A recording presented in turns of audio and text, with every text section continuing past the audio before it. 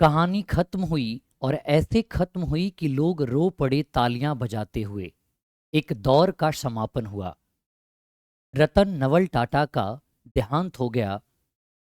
86 वर्ष की उम्र में ब्रीच कैंडी अस्पताल में इलाज के दौरान उनकी मृत्यु हो गई।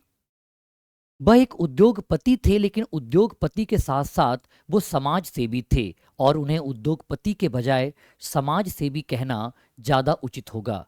एक ऐसा शख्स जिसका कोई नफरत करने वाला नहीं मिलेगा, जिसने समाज से केवल लिया नहीं बल्कि समाज को दिया, लोगों को सिखाया कि अपने लिए जीना जीना नहीं होता है, बल्कि सबों के लिए जीना जीना होता है।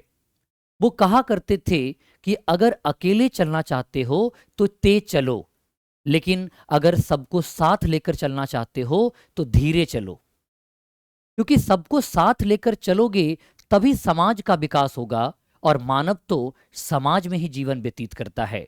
उन्होंने पूरी दुनिया को, पूरी मानव जाति को परोपकारिता का मतलब सिखा कर गए। वो तो चले गए, लेकिन असाधारण मानव ने अपनी एक विरासत पीछे छोड़ गए हैं। वो हमेशा कहा करते थे कि जीवन में उत्थान और पतन तो आते रहते हैं, क्योंकि जब आप हॉस्पिटल में जाते हो तो वहां जो ईसीजी होती है, उसकी उसमें जो रेखाएं आती हैं, अगर सीधी रेखा का मतलब तो अंत ही होता है।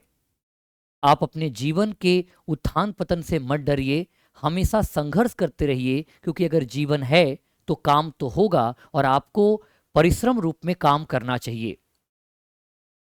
वे एक बहुत बड़े उद्योगपति जमशेद जी टाटा के पुत्र थे, लेकिन इसके बावजूद उन्होंने अपनी ही कंपनी में एक साधारण कर्मचारी के भांति अपना कार्य शुरू किया था। 1991 में वो टाटा ग्रुप के चेयरमैन बने और टाटा को बुलंदियों पे पहुंचाने का काम किया। 2012 में वो इस पद से रिटायर हुए और लगातार समाज के सभी पहलुओं पर अपनी ज्ञान देते रहे। आज वो चले गए हैं, लेकिन ऐसा लगता है कि कोई अपना चला गया है, एक ऐसा जो हमारे परिवार का एक हिस्सा था, हम सबका एक हिस्सा था। हमारे वो मार्गदर्शक थे, जिनसे हम में से बहुत सारे लोगों ने कभी नहीं मिला उनसे, लेकिन आज उनके जाने पे ऐसा लग रहा है कि जीवन में एक खालीपन, एक सूनापन हो गया। वो भी क्यों ना, क्योंकि एक ऐसा व्यक्ति जिसने समाज को केवल दिया, समाज से कभी लिया नहीं। उनके इस पावन दिन पे, पावन में क्यों कह रहा हूं, क्योंकि वो एक असाधारण मनुष्य थे। जो आया है वो एक दिन जाएगा, इस प्रकृति का चराचर सत्य है।